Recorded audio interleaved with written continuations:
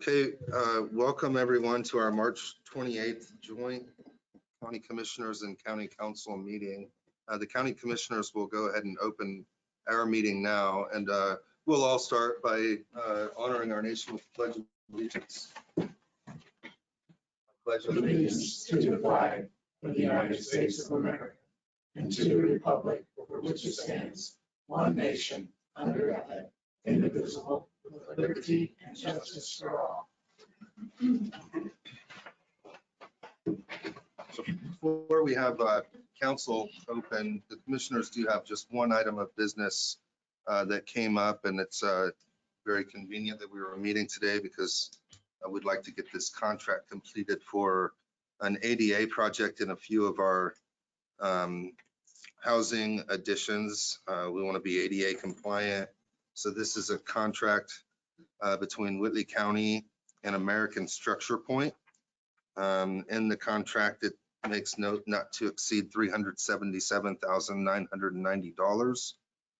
And I'm open to any questions that we might have about this contract.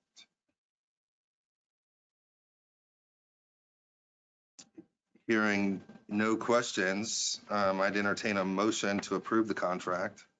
I'll make a motion to approve the contract with American Structure Point. Okay, I'll make a motion to approve.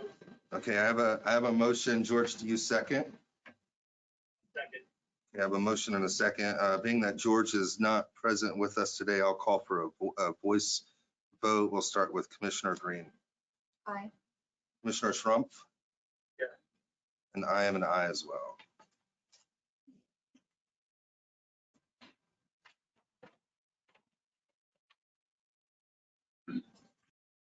And if council would like to open their.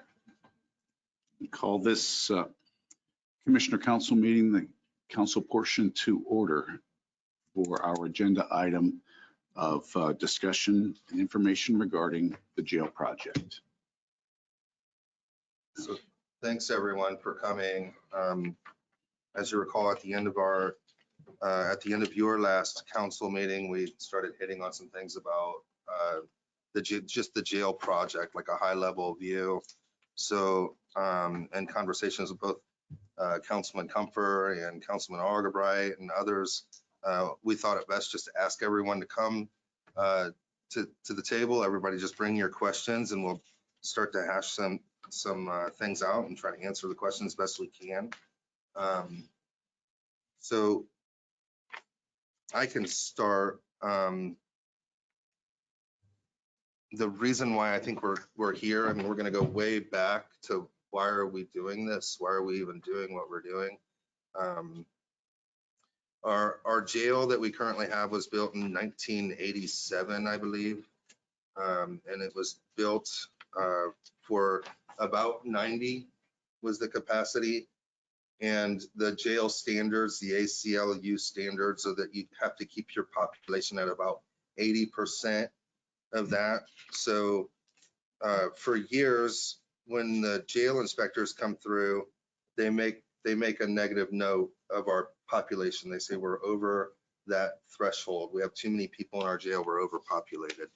So I got looking at it.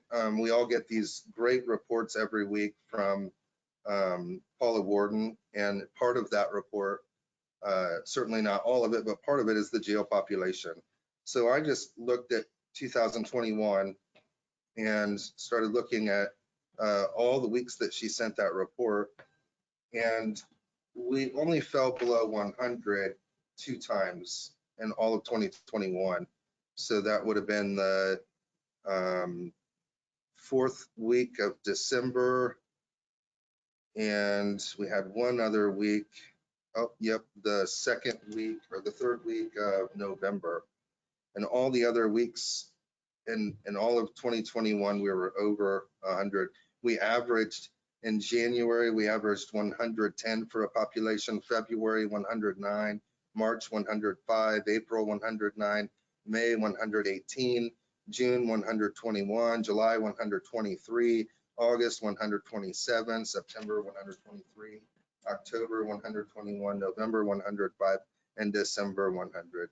So as you can see in those summer months, we trend upward. We're well over that 80% that they call for our population. So back in 2019, council approved an increase to the lit tax, which is titled the Correctional Facilities Rehabilitation Tax, or I don't have the name down pat, but it's the Correctional Rehab Facilities Tax. And since then, with just one time where that money was used to help at community corrections with some salaries during the peak of COVID when they didn't have any user fees, we did dip into that tax. Council did pay salaries from that. But to date, we're sitting at $3,136,871.53. Every month that grows. So the tax is doing what council created the tax to do, which is to generate funds to pay for these facilities. So currently we're working with Elevatus, who is the design company, the architecture firm that we've selected, and they are drawing plans for a 220 bed facility that would sit on 15 acres that the commissioners purchased in 2020 in the Armstrong Industrial Park. So it would be behind what used to be Precision Plastic and now is Titus. And it would be near, the entrance would be near the movie theater across from the senior center. So that's the site that we're looking to construct a jail. So while we're talking about that site, Jim and I have talked, Councilman Algebright and I have talked about a potential for an additional land acquisition. And I know that Jim had done a lot of the legwork. But we did talk about approaching a landowner to get a little bit of land for an additional entrance. That, I mean, nothing's been done with this yet, but I do have it in my notes, something that I just want to bring out, that there's a potential. It's not a, it's one of those, I think, nice to haves, not necessarily a must have, but it would be really ideal. So I can make sure everyone gets a copy of this as well. So site position, I've been talking to Tony from Elevatus recently and just trying to get an idea how we want to lay this building on that land. So that's something that's in the works right now. There's been some discussion in the past about other buildings on that land. One thing that came up, I think, from the county council was possibly putting a pole barn up at that building or at that location, which that's not really something that the commissioners are pushing right now, because we would never want to pay Elevatus to design a pole barn. There's a lot of local contractors that would do just fine without contracting with a design team to design that. And then as for like other uses for the property, does anyone have any questions right now about other uses? What's the pole barn? What's the pole barn being talked about for? Who's going to use that? Yeah, so we visited several other jail locations, and they all seem to have these metal barns adjacent to their buildings where they're storing just miscellaneous equipment. Oh, so it'd be for the same use. A lot of them have freezers, walk-in freezers or walk-in coolers inside the pole barn, and that allows the jail kitchen staff to order extra food when the prices are right, and they can store it in the freezers. And I mean, there's just a lot of miscellaneous uses for those pole buildings. Would also include parking storage facility for like emergency management trailers and vehicles that are not used on a regular basis but have to be accessible, based on our prior discussion. So when we talk about the building that we currently have that was built in 1987, in the whole scheme of things, we're not building a new jail because our old jail is, there's something wrong with it. We've outgrown our jail. Our population continues to trend upward. There's really very little wrong with the building. And one of the things that we probably all hear often is that jail was built, it was designed to be able to grow up, which partly is true. There's pillars in that building. And in 1987, the design was that if they needed additional space, they could add an additional floor to that building. The part that's not true is it can't be for confinement. It would only be for office space. So the person who designed that jail still is affiliated with Elevatus. It was a different name at the time. Schenkel and Schultz designed that jail in 87. They say, even though those pillars are there, you can't do confinement on a second floor. The building couldn't sustain it. And furthermore, you would double your staff. If you had an additional floor, you would just be doubling your staff. So it doesn't really make sense to do that when there are potential other uses for that building, which we can talk about now or later. But the gist of what I'm saying is it doesn't make sense to try to add on to that building. If you did try to add on in the back, you lose all of your parking. And those are short-term fixes to a long-term problem. There are short-term solutions to a long-term problem that we don't resolve by adding on to the 1987 building. And if I may, those add-on possibilities do not improve the safety of our security officers or those in confinement. Yeah, that's correct. So, Chad, I have a question for George, if he could hear me. Yep. George? Yeah. 2 years ago or so, when you started looking into this, you told me that maybe putting up another building and maybe Parkview might move into it for counseling for drug. Right. Is that still something we should check into, or is that?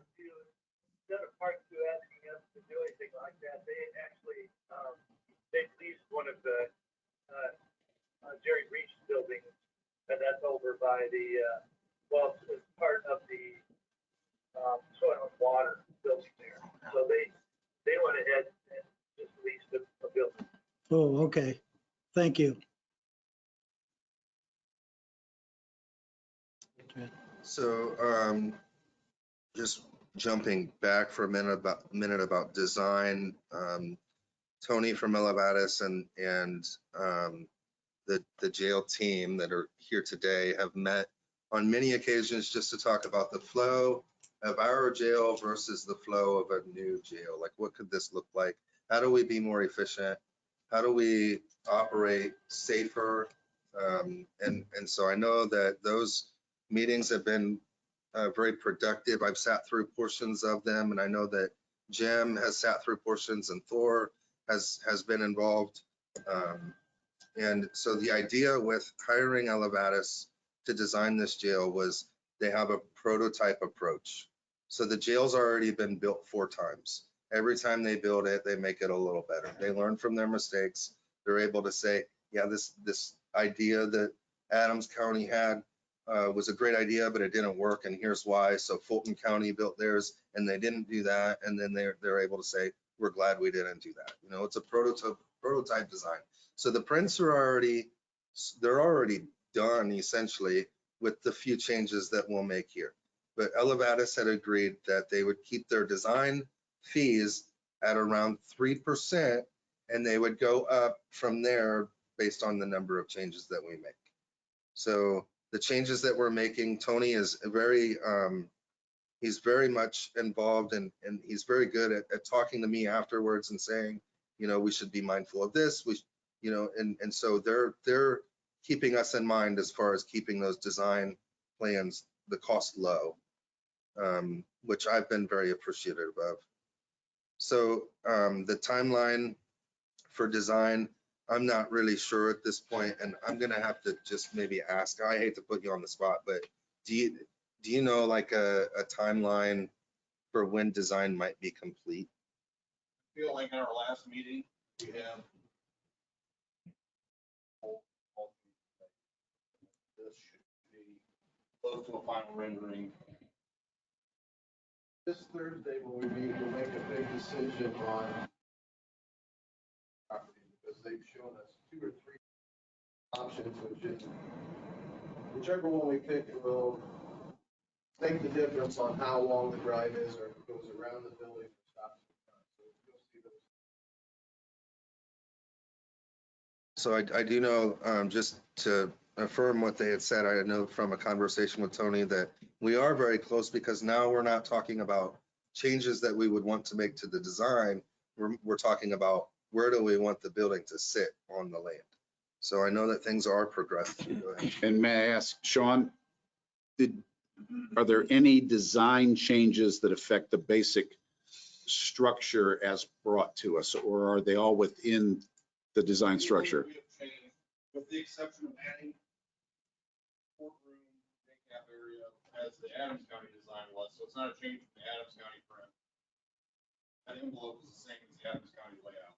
Any changes have been all interior, not an exterior structural change to affect any of that. Thank you.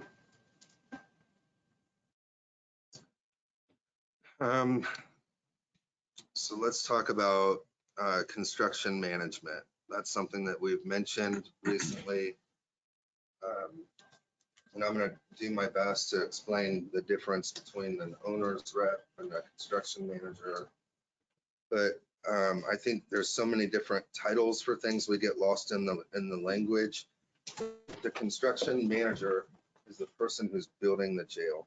They're reading the prints, they're overseeing all the projects. They're going out and getting the subcontractors, you know, if it's a flooring contractor or a roofing contractor, they're responsible for all of those things. So recently we've worked a little bit on putting together an RFP to reach out to local owner, local construction managers and ask them to bid on this job. And that's where we're really going to get the idea of how much this will cost. At one time, we did have an owner's rep. I say at one time because I had to have a candid conversation with them and end that relationship. However, the owner of the construction manager firm was very understanding and in full agreement with me and the commissioners. And they won't be sending us a bill for any of the work that they had initiated. So it started out really great, but I think it was just, it was probably just inexperience on the person who they assigned to us to be the owner's rep. So moving forward, we don't feel at this time that we need an owner's rep. We feel like we're at this place where we could put this RFP out. We could find a construction manager. They can work directly with the architecture or with the architect. And we just don't feel at this time that a different owner's rep will be needed. Really, I strongly advocated for one to begin with. And I know I can speak for Commissioner Schrumpf. He was opposed. I felt confident that we needed one to negotiate the contract with Elevatus. And I do know that our owner's rep found things in that contract that ultimately will save us money. But it's all a wash now. We don't have to pay them anything, and we're just moving on from it. So recently I asked at a council meeting about a committee for selection for the construction manager. And I know that you all had just agreed that it could be consistent with the team that currently exists, that comes to the design meetings and the financing meetings with Baker Tilly and that sort of thing. So we'll be pulling that together very soon, just to look over the RFP before it even gets released. And that model that we're using is a CMC. CMC is just construction manager at risk. It's another title for it. And the at risk means that they're going to bid this job And they're gonna have a little bit of a wiggle room, plus or minus, but at the end of the day, their risk is theirs. When they tell us what this is gonna cost, they're really by and large gonna stick to what it's gonna cost. It releases the county from the risk of change orders and pricing changing up and down and all of that. So we felt comfortable with that model. Go No, ahead. Chad, if there's significant change orders, that's still our responsibility, right? Yeah, so a lot But of anything it's, that's, yeah, they're giving us essentially a guaranteed price if we don't have changes. they'll give what's called a GMP or a guaranteed maximum price. And that's why we felt most comfortable with the CMC at risk model. Chad, I don't want to get the cart before the horse. When are, I know that the sheriff and his staff has worked on the design. A lot of people went and looked at jails. But are you going to talk about the size that we're looking to build and so forth? I think that's important. I didn't. Yeah, so all I really can speak to today for size is just the number of beds. And that's 220 beds. And how did you come up with that number? So a lot of it is just based off what we can afford. But as you know, we had, and it might have even been before you started on council, there was a study done by, I'm always forgetting these guys' names, but it was Is it performance? for performance services, and what was the other guy's name that was affiliated? What is it? Oh, Joe. Yeah, even after that, though, it was anyway, performance services partnered with another guy, and they did this study. Yes, Joe Marak. And so they did a study, and they sat with us, and they basically showed us what they believed to be the trend and how many beds they recommended, and it was right there in line with the 220 to 250. And that's for an outlook of 40 years. 40 years. Yeah. Okay. And then prior to that, like Paula had mentioned, DLZ did do a study. So as you may or may not know, at one time, part of the vision was that instead of building a jail, it would be this comprehensive community corrections facility that would have Parkview on site and have other drug addictions resources available and mental health resources. And while all of that is important, as I went through the study with performance services, and I know that many other members of council were involved in that, it just didn't solve the problem that was in front of us right now. We understand that we have an aging community corrections facility. We understand that we're all here. I think everyone in this room is invested in being a part of a solution for the mental health and drug addiction issues that we face. And we all want to reduce recidivism, but everything starts in the jail, and you have to have some place to put them. And then, of course, as you all know, the state probably 5 or 6 years ago changed the classifications for felonies from a lettered system to a numbered system. So like a class D felony is now like a level 6 felon. And the state said, we're not going to take level 6 felons anymore. We don't have space for them. They pay us like what, $35 a day to keep them, but they're our problem.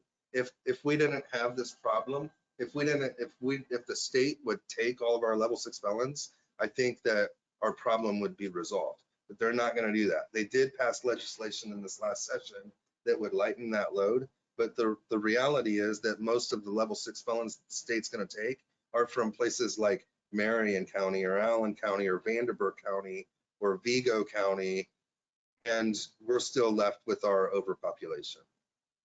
So the long story short is that we have to fix the problem of us not passing our jail inspections because of being too crowded in our jail. And it just, to me, makes better sense to start here. And let's learn from DeKalb County, because DeKalb County did it that way. They first bonded and built this comprehensive community corrections facility. They paid $6 million, and then it didn't solve their problem. And now they're in the design process for a jail, but they can't afford it because they already bonded the community corrections. So I would challenge you to reach out to DeKalb County Council or commissioners and just talk to them about that. Because it just didn't solve their problem. And now they're faced with a challenge of how do we pay for our jail too.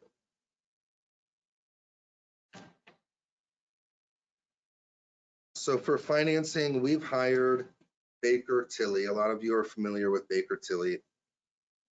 And they were able to take a deep dive into our tax and into our other sources of income for this jail project. And they came back to us and they said that we could feel comfortable conservatively bonding 24.5 mil. So that's the number that we're working within. And then as I had already mentioned before, the jail tax is doing its job and has generated that $3,136,871.53.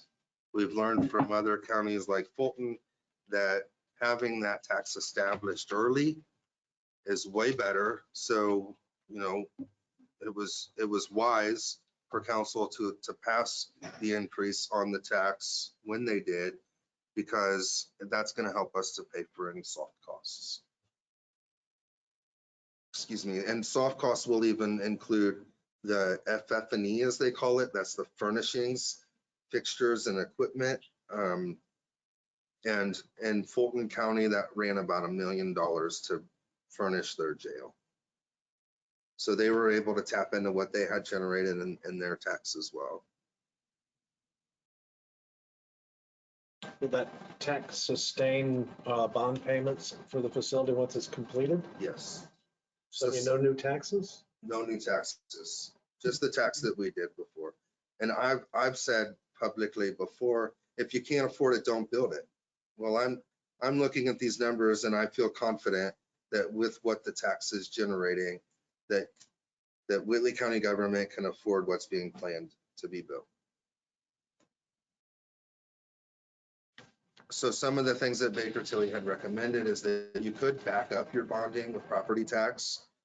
This building here is bonded on property taxes, but it's not, you can't just simply continue to collect that tax when the bonds are paid off.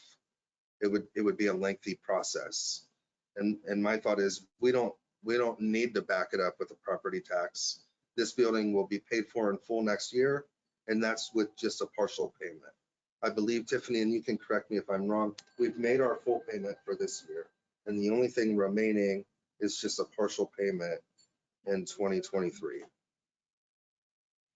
And I learned long ago from Jim Bayman, who's a wise man, that you don't want two mortgages at the same time. And I totally agree with him. So we are, as commissioners, looking for ways to pay off the building that we're sitting in now before we start paying on these bonds for another building.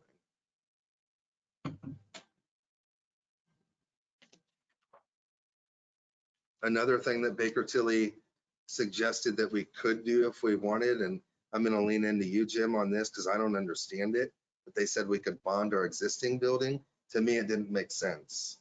Yeah, just mortgage it. I mean, that's what you're doing. Right. Years ago when we did the STI bonds, back then, we backed it with property tax. We had to get that project done and so forth. Ultimately, you're still backing them. I mean, the taxpayers are going to pay it one way or the other. So, but it'll probably get you a more favorable rate if you don't have to put everything out on the line. Yep. So Baker Tilly is telling us that we don't have to back it with anything but our correction rehabilitation lit.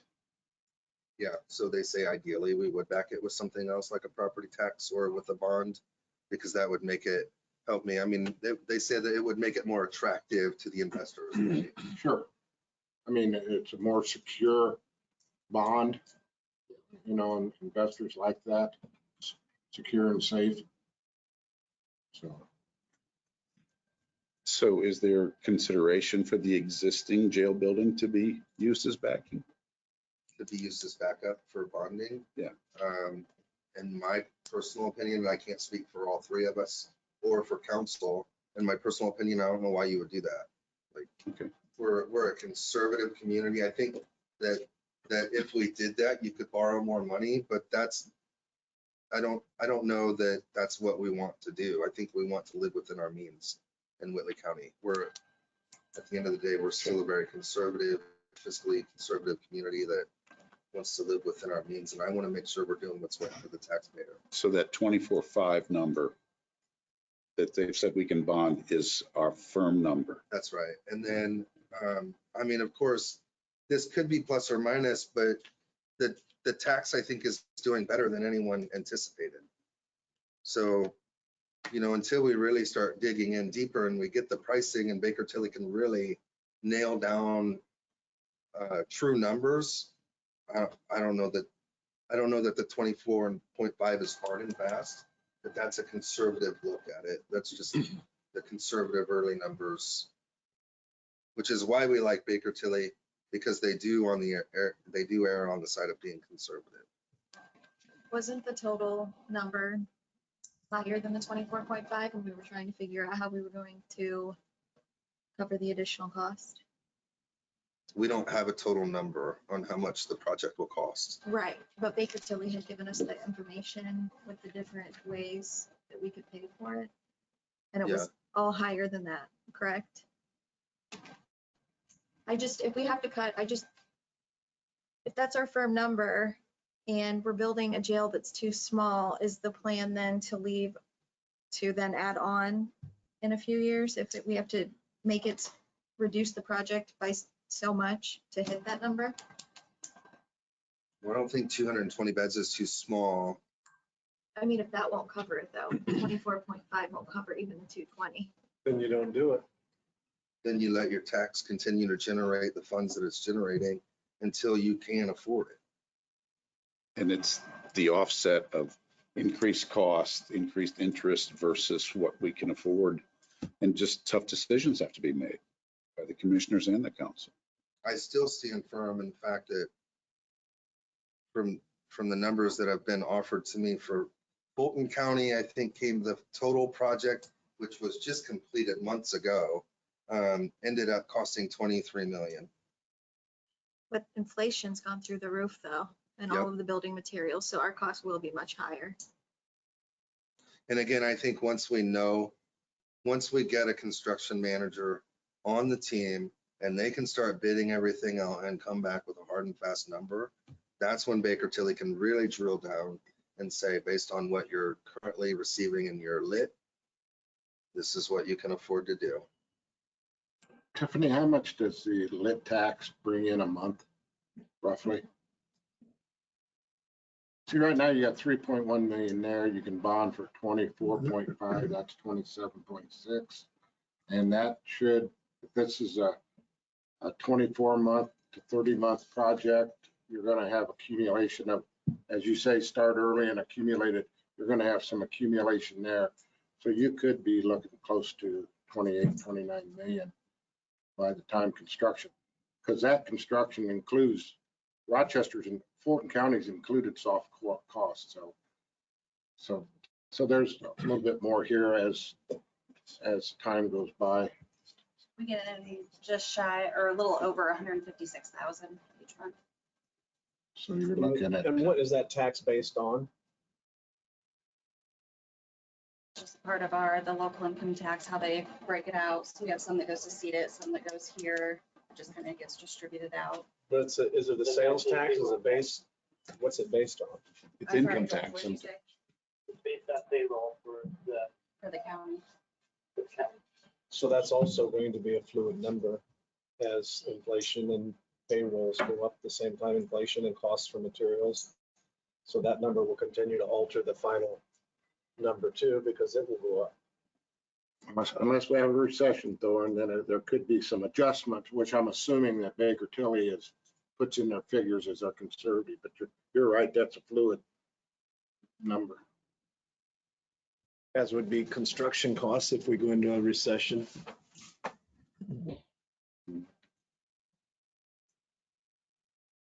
So I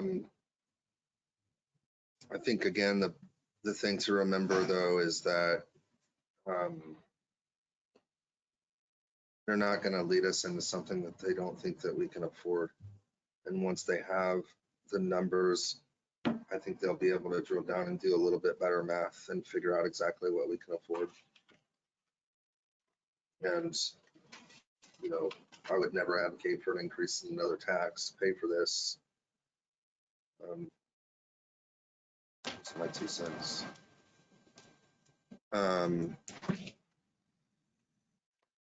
So we can talk about the current jail facility for a minute. And this is just something that the commissioners have, you know, discussed. I think we've had this discussion with many of you as well, that there's not really much wrong with the current building. It's not like it's falling in or anything. We've maintained it. Mark Sturdivant and his team do a phenomenal job of maintaining our buildings. You know, they're doing preventative maintenance. So just, to me, it makes sense. The building's already paid for. So instead of going out and bonding and buying and building other buildings, why not just modify what you have to work for what you need it to work for? It's already paid for. So in conversations I've had with Elevatis and with Mark Sturdivant and others, there's a lot that we can do to that building, because according to Elevatis, the exterior walls are the load-bearing walls. So when you come inside, you can really tear down just about any wall you wanted to, and you're not tearing down a load-bearing wall. So you could really reconfigure that building and make it what you want. We can add windows, we can put on facades on the side of the building, we can make it look more attractive. There's a lot of things we can do with that building for a lot less than building a new building. There's a lot of space there that I don't think we realize how much square footage is in that building. So ideally, we could inexpensively modify that building and move work release out of the aging building that they're currently in, that was built to be a cheap hotel, and really is, you know, and for our purposes, nearing the end of its usefulness. So So we're gonna bond 24 to 28 million and tie up all our money. Is that gonna have to set for a while, or where are we gonna come up with money I think there could be some other sources of funds to do those projects. to renovate that? Okay. Yeah, I believe that there's other sources that we could probably funnel into that, and still be able To do it afford that. after the new jail and start in and do a little bit in there to get it. Okay.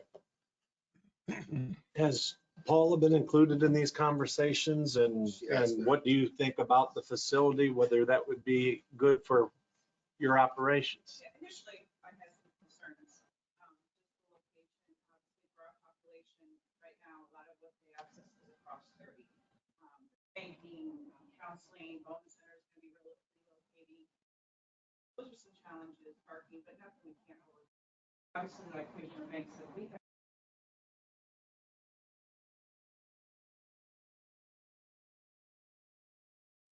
And I think there's enough space in that building that we could include programming space that would be similar to what maybe the previous commissioners had envisioned. yeah, more. of a I think there's- model. I think there's gonna be room for Parkview, Park Center or whatever, and Bowen Center, and whoever else to have space there to offer classes and that sort of thing.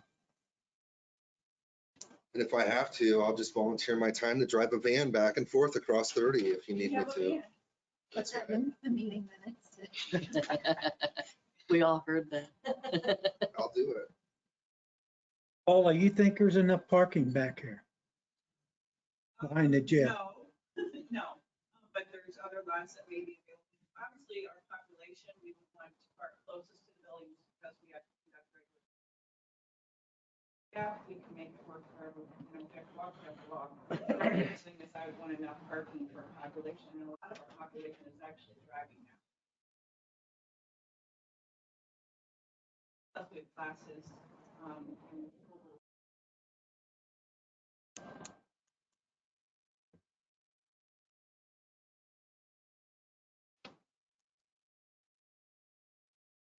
Any other questions about the old jail?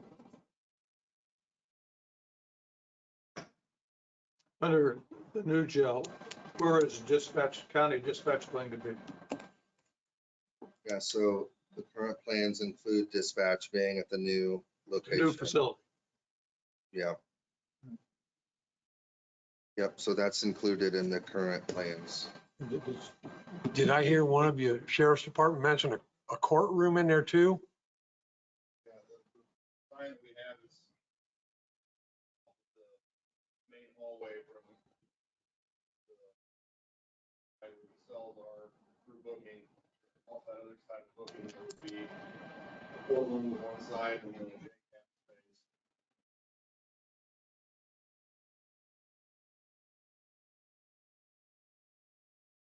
It's the same plan as what Adams County has.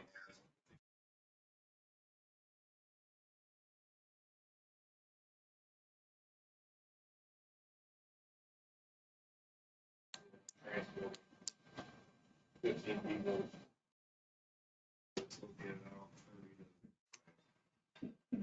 And this courtroom would be used for, not for actual trials, but for hearings and other events of that sort, correct? Yeah, there's certain hearings that have to be done in person. So when we travel out to those, do those hearings. Things like that. Judge Paul came and met with us, and he's willing to come do a lot of initials. Most we try to do everything, but any jury trial would have to come to the court. Mhm.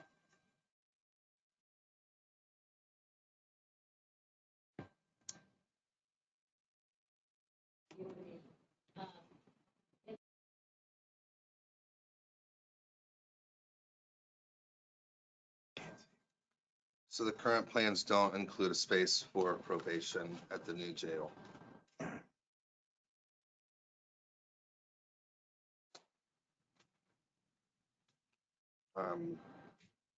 The last thing that I have a note to hit on is that there's been some discussion about a morgue as well.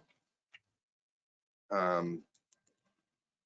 think there are certainly pluses and minuses to that, and I think there are legitimate needs for that to be on our radar for the future. But in conversations that I've had with Scott Smith, who's here today, we don't necessarily need a morgue like what was included in the Fulton County design. Really, a morgue could be built with cheaper building materials than what the jail building materials are. It could be a number of different sites. It wouldn't have to be on that site, but I bring it up because I think that it is something that we should put on our radar, that we should start this conversation. As our population increases and issues continue to arise, I do think that one day in our nearer future, we're probably going to have to look at this. I don't know that that day's today. Right now, I think our focus is a jail. The problem that we have in front of us is the jail population. And so the commissioners are faced with a jail problem. Nothing, not taking anything away from the coroner, but right now, our focus, our drive, our mission is to build a jail. Could that be easily enough incorporated with the metal building Could be, that you're gonna use for, yes, I mean, you wouldn't want to put the extra food in the same probably not. freezer space, but I mean, if you're looking at doing something like that, how hard would that be to make it all part of that project? It wouldn't be. It wouldn't be difficult. And it's not that we're not talking about that, but our focus is the jail right now. So the designs you have now, it's a 1-story basement? No basement, just, okay, The cell blocks have two levels on them, but that's the only one. okay. Would the sale of the hotel provide money to do renovations at the jail, old jail, current jail?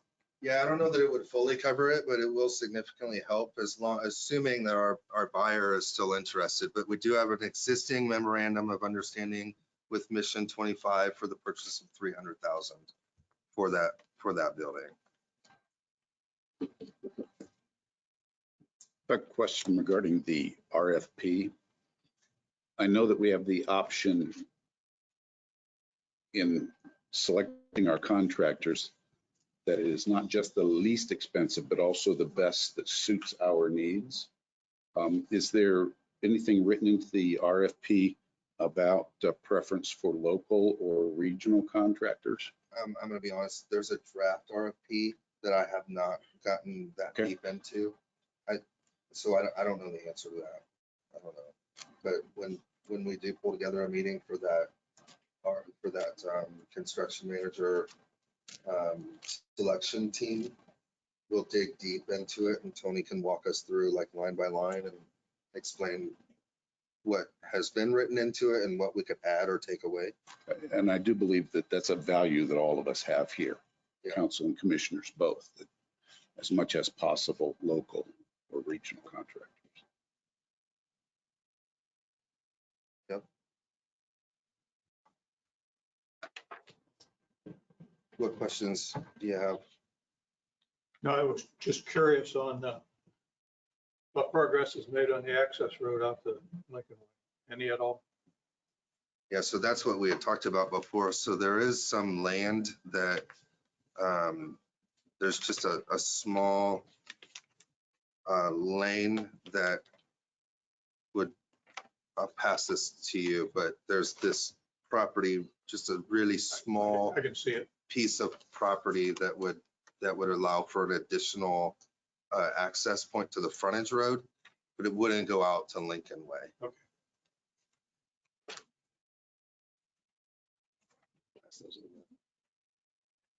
Could we get copies of those in, Yeah, please?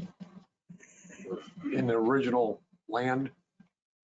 Or is it in that too, or you got a different picture of the original purchase We'll see land? when it gets over here. It's not in here, but Oh, I got it. This is the lane, this is the lane. And this is the whole thing. This Did is he just. just say there's a, So did this, he just say this there's and this. additional driveway? Yeah, but the main entrance to this property. Did he just say? That's where it's gonna be. Then I have it. Because where this So goes what through the building, park, then this they're gonna get square. No, this right here. Oh, I thought he, is our- I thought he said. Okay. and this Can I- lane right here. Okay, so Oh, what I building see. is this? This is precision Okay, I plastic. see. Okay, so it's, This this is the, Yeah, this is the, Okay, west I of just- that. this is I the couldn't new see it. storage units back there. Okay.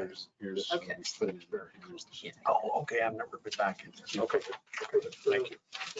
And what's the purpose of Okay. having that second entrance? To the unit? Yeah, You can do that with lights and sirens. we learned I live off the sticks, so we can get around. we did have some submitted written questions. Have those all been covered to satisfaction of those who submitted them? They've got mine, yeah. I think Tom was the only one who submitted questions. We appreciate that. Well, I know, I submitted 2 questions. Oh, did you? You accidentally covered them, so thank you. Perfect. I appreciate this meeting. That gets me caught up. I know where the county stands, where you stand, what's going on. I do appreciate it. I appreciate it greatly also because people are reaching out now as they're hearing about it. And you don't have the answers. Now you can kind of fill them in a little bit on what's going on and to, to be aware. So I appreciate the meeting because it really answered a lot of questions that I didn't ask.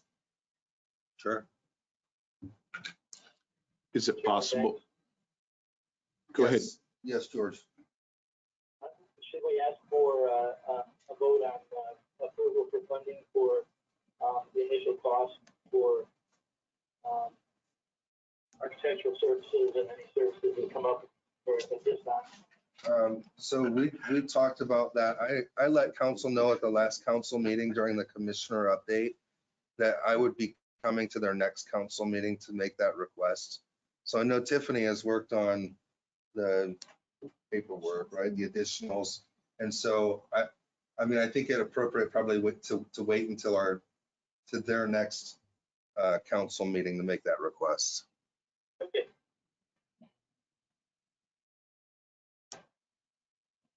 Any other questions? Thanks, Chad. Thanks, Yeah, Teresa. thank you. Thanks, George. Appreciate the update. Thank you. Is there anything from the audience anybody would like to add? Sean, do you have anything you want to add? Jason or Mark, anything? Janelle? Mark's through today? That's the woods. This belongs to the person. Everyone's good? You're good? So where's the jail? All right. On behalf of the council, anything from the general public? Hearing none, I'll call the council meeting to adjournment. And I will call the commissioner meeting adjourned. Thank you very much for your participation. I think